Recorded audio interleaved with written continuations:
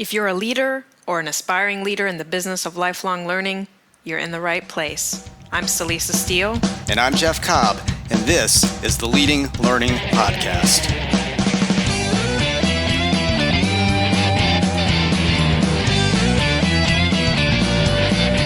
Hello, and welcome to episode 61 of the Leading Learning Podcast. In this episode, we're going to talk with Maddie Grant, who is a longtime presence in the association community and really a true thought leader when it comes to social media and more recently to organizational culture.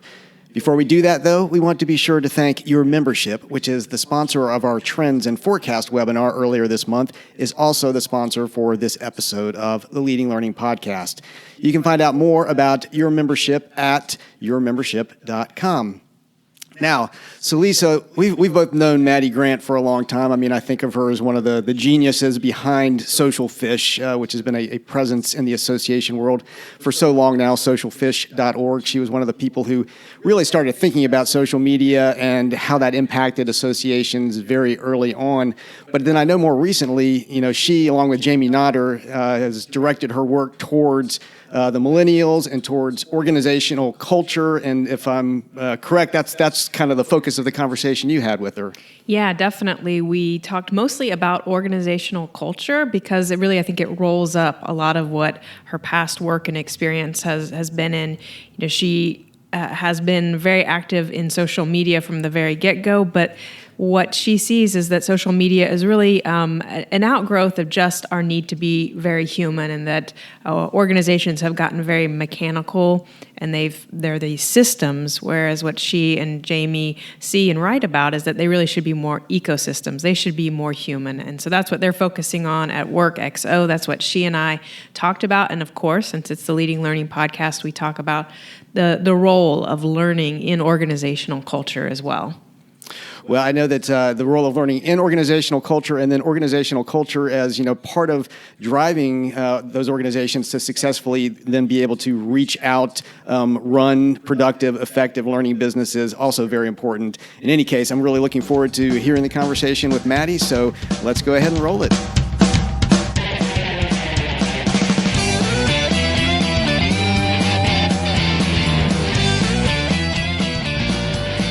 I'm Celisa Steele, and this is the Leading Learning Podcast. And today I'm joined by Maddie Grant. Maddie is an expert digital strategist, a consultant, and an author. You might know her from her focus on organizational culture at WorkXO, or as the editor of the Social Fish blog, or as the author of books that she's co-authored, Humanize and When Millennials Take Over. Maddie, thank you for taking time to talk with me today. Thank you for having me. And so to start off, since I know you follow a range of interests and projects, I want to give you a chance to say a little bit more about yourself and your work and what you're up to these days. Yeah, so my background is actually in digital strategy and social media. And when I first started working and speaking and presenting with one of my business partners, Jamie Notter, whose background is in generational diversity, and organizational development, we started to realize that a lot of our work was really based around culture change. So we got very, very interested in this whole idea of the future of work and the trends that were shaping the business world today. And so wrote a couple of books about that, and here we are now. We've just launched about a year ago our current company called WorkXO, which really is all about helping growth-oriented organizations kind of activate their culture. So we're very positive in the philosophy that culture is the basis of true human potential and growth. Well, so, you mentioned yourself that you're very active on social media. You have been for many years. And yet, one of the things you guys emphasize in Humanize is that really the rise of social media in and of itself is not particularly important. Maybe it's impressive because of its rocketing growth, but it's not inherently important. So what is important? What's the story behind the growth of social media? Yeah, so there's there were some really interesting things that we discovered in our work around helping organizations with social media.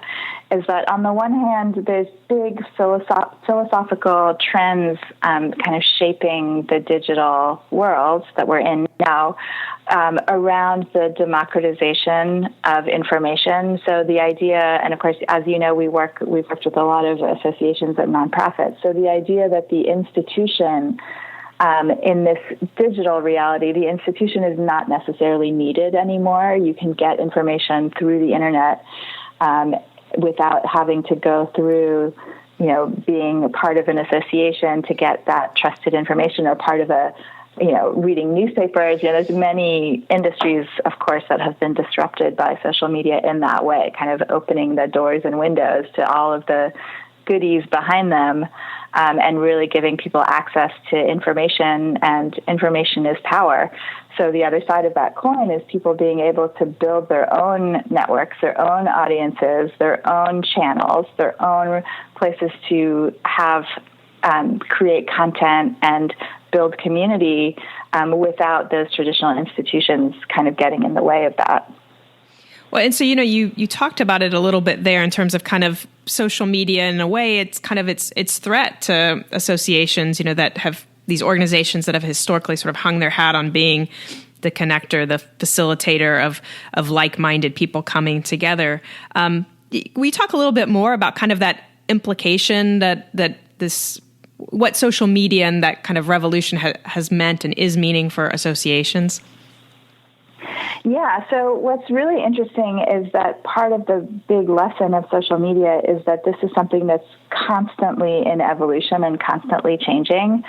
So in the context of associations, back when we started working with social media strategy, there was a really huge fear of what the impact would be of social media, because if people can get together in communities online and don't need an association to do that, then why do they need the association, right? And that has definitely had impacts over the years, and associations have had to kind of scramble to make sure that they are providing value for people, even given the idea that they can create their own networks around particular industries, for example. But now the social media field, I guess if you want to call it that, is more mature.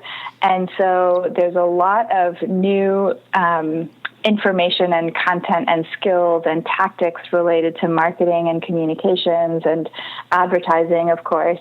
These are all growing industries. So it's created a lot new job descriptions and roles in that sense. But there's also a new part that associations can play in the sense that now that there's so much information online, like information overload, and everybody's throwing out content all over the place, it means that associations actually have a new role to play as a filter. So, before they created walls that people wanted to break down, but now, maybe 10 years later, people are actually very desperate for new walls to kind of help filter that information. Like, isn't that interesting, right? So there is definitely a place for associations in the convening and the filtering and the ability to help kind of channel some of this free-flowing information out there. Yeah, that's a great point. I know I certainly feel overwhelmed most days in terms of the amount of information that I'm trying to absorb. So having that reliable filter would be, that's absolutely essential. One of the things that you offer is a framework for helping organizations to become more human-centric. So will you talk a little bit about that framework and how that plays out within an organization? Yeah, so actually what's interesting is in 2011, we wrote our first book, Jamie and I together, called Humanize. And in that book, we explored how social media was changing management and leadership, not just marketing and communications. So social media was kind of shining a light on a whole bunch of different changes that were happening where organizations needed to become more open, more trustworthy, more decentralized, more experimental, more authentic, more collaborative, just a whole bunch of these different things that are actually, once you start looking at it, are actually not about communications and social media at all. They are about internal structures and organizational culture. And so we discovered and wrote about the idea that we were existing in a traditional mechanical system of management that's been in existence for 100 years. And social media was kind of forcing the system to break apart a little bit and become what we called more human, more of an ecosystem than a system. Mm-hmm. And so then over the years, so a couple of years later, in 2015, we wrote When Millennials Take Over. And the impetus for that was actually a lot of these same ideas are still happening. But there's a huge catalyst for them, which is the millennial generation, whose the oldest millennials are in their early 30s, so they're no longer kids these days, and they're coming into management positions. So they're not just coming into the workforce, they're actually already the largest generation in the workforce, and they're becoming managers. And as managers, they can start to change things in a way that makes much more sense to them and the way they've grown up in this kind of digital reality. So again, a lot of those changes start to become really, really culture focused. And so in that book, we identified 4 different key capacities, which are digital, clear, fluid, and fast, which are ways of working that make sense to millennials based on the context in which they grew up. But they're also ways in which organizations who've been around a while can kind of shift and be more aligned with the future of work, basically. There's obviously been a lot of talk about millennials, you guys driving a lot of it. But so I'm just curious around kind of what you see as the inherent benefits and dangers of sort of talking about, a whole generation broadly. Yeah, so it's interesting. We actually get this kind of question a lot, and generational theory is about trends across millions of people. It is actually never about individuals. So that's one thing. So, you are either like your generation or not like your generation. But there are certain identifiers that describe a particular generation based on cultural things that happened as they were coming of age. That's basically the theory behind generations. And those attributes can help to understand how they think about certain things.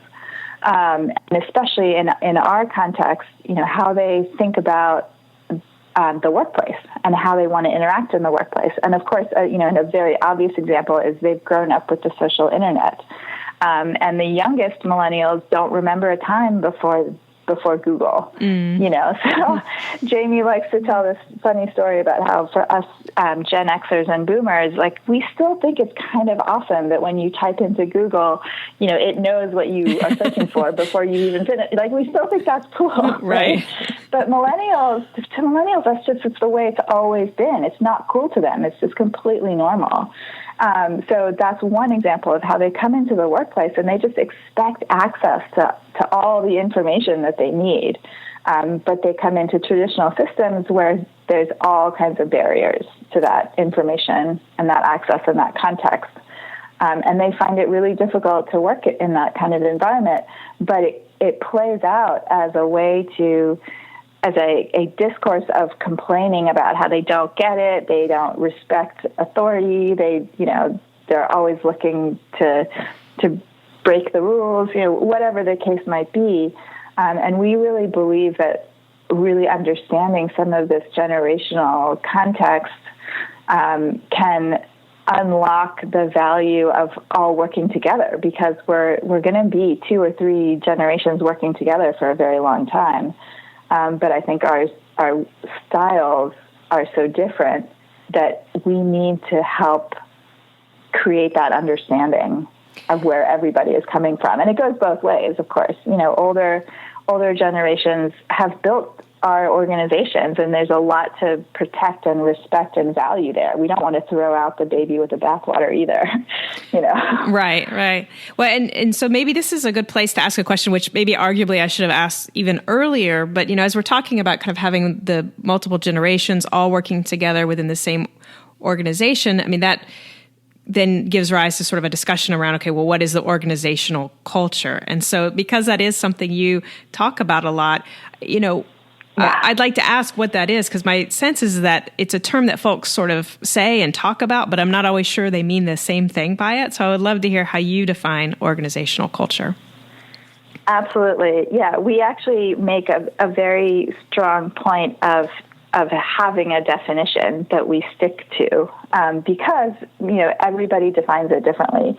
So for us, organizational culture is the words, actions, thoughts, and stuff that clearly define what is valued in an organization. So what that means is words and actions, what we say about our culture, like what's it like to work there, the words that you use to describe your workplace. Actions is what you see when you walk into an office, for example. Thoughts is kind of assumptions around that. So sometimes those things are aligned with the thoughts and assumptions, and other times there are assumptions going on that may be different than, the core values that you say, right? And then the stuff is everything tangible, everything else. And I know that's a super scientific word. But things like your dress code, your actual office space, your hours that you're open, whether people are, telework or not, all of that kind of tangible stuff is, of course, part of your culture as well. And then the most important part is the second part of the definition, which is about what's valued. So it's not just the values that might be on the wall, which are usually things that nobody can disagree with, like collaboration and excellence and customer service and whatever, right? Right. But what's truly valued is what creates environments where things like Wells Fargo can happen, right? Mm. So in that context, they may have said, in fact, they do. They have core values on their website. But the actual work that was valued was making their numbers, was this really aggressive sales process, which caused a situation where they created all these fake accounts, right? So the valued part is very, very important and can be very different than what you see. Well, and so now that we have that kind of definition of organizational culture in mind, and because this is the Leading Learning podcast, I would love to hear your thoughts on the role that learning plays in organizational culture. And I know you at least touch on this in Humanize, because when you talk about the courageous trait or element, I know that you mentioned learning at the level of culture. So maybe you can talk a little bit about that, or any other way that you sort of see the intersection of learning with organizational culture. Yeah, so learning is huge for us. It's actually very much part of many of the different cultural markers that we measure in what we call the workplace genome, is our own cultural assessment. But learning is it's an underlying piece of several different really important culture markers. So, for example, innovation. You can't have innovation without an openness and a curiosity and a process for bringing in new ideas, right? That's what it's all about. Right. Also, one of our markers is growth, which is related to actually personal development. So again, of course, learning is very directly involved in that. And it's not just learning new skills within your box, so to speak, within your role, but potentially the ability to learn other skills and grow and make your own path within an organization. And then learning is also around the idea of being able to continuously improve. So this is part of the digital mindset. One of the things that is that comes out of being digital is continuous improvement, just like software is always being upgraded. There's always a roadmap. Every single app on your phone, updates itself all the time, right? So in an organization, having a learning culture is also part of that digital mindset where you're continuously improving and continuously evolving your processes and your structures and your tools and how you do things in order to really keep up with your market and be more agile, things like that. So yeah, learning comes into play in many, many ways for us. And so it sounds like, learning, would it, to your mind, be part of how an organization could go about perhaps shifting its culture or changing its culture, or talk about how organization or culture actually can change or can it, over time? Yeah, so one of the things we actually think a lot about is how to shift or adjust or embed processes and structures that help with evolution and learning. So in that sense, in order to change, you want to be able to have the processes in place where it's normal to be learning all the time and changing all the time, as opposed to one huge change management process and then you're done, right? Right. So it's all about continuous learning, and that can, of course, happen in multiple different ways. But what we found in our research is that the most futurist organizations are those that have learning embedded into everything, embedded into staff meetings, embedded into opportunities to experiment with different projects, of course, embedded into professional development. Embedded even into relationships with customers and customer communities and that kind of thing, where they get feedback on a regular basis. Embedded into performance management, and the ability to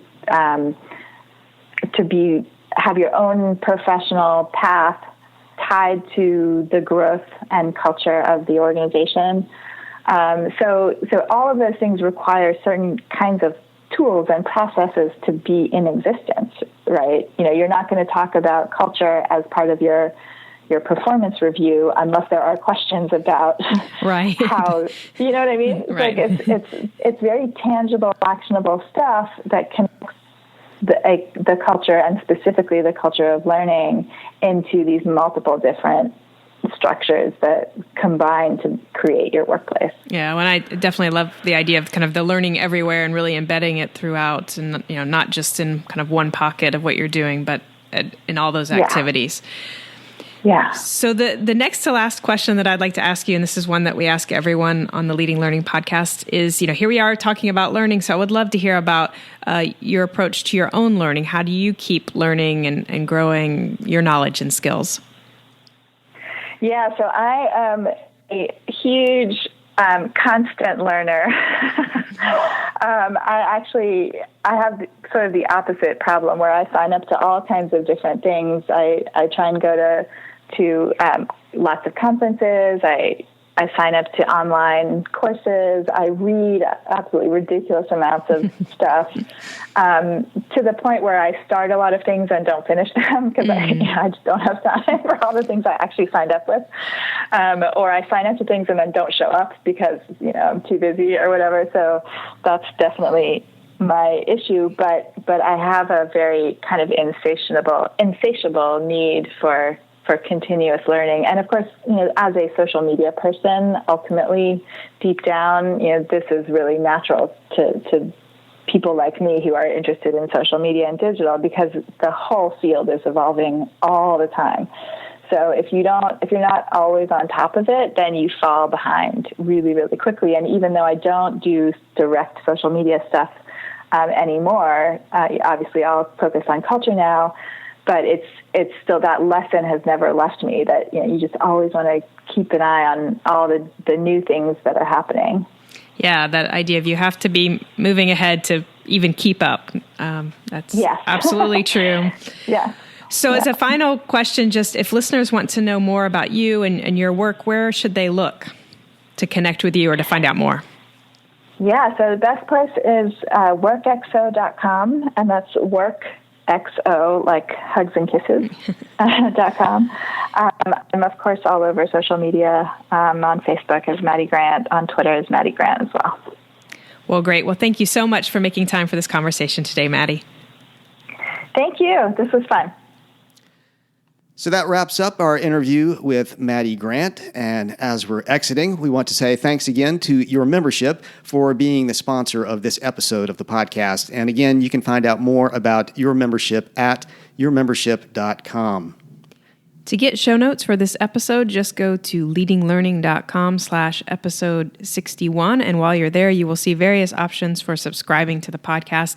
And we really hope that you will subscribe if you are getting value out of what you're hearing. We'd also be truly grateful if you take just a minute to give us a rating on iTunes. All you have to do is go to leadinglearning.com/iTunes. That'll put you in the right place. And by giving us a quick rating and review, it helps to kind of lift us up a little bit and make sure that other folks who might value what we're doing are going to be able to find us. Last but not least, we hope that you'll consider telling others about the podcast. You can send out a tweet by going to leadinglearning.com/share, or if tweeting isn't your thing, you can pick another social network of your preference and spread the good word that way. So thanks again, and we'll see you next time on the Leading Learning Podcast.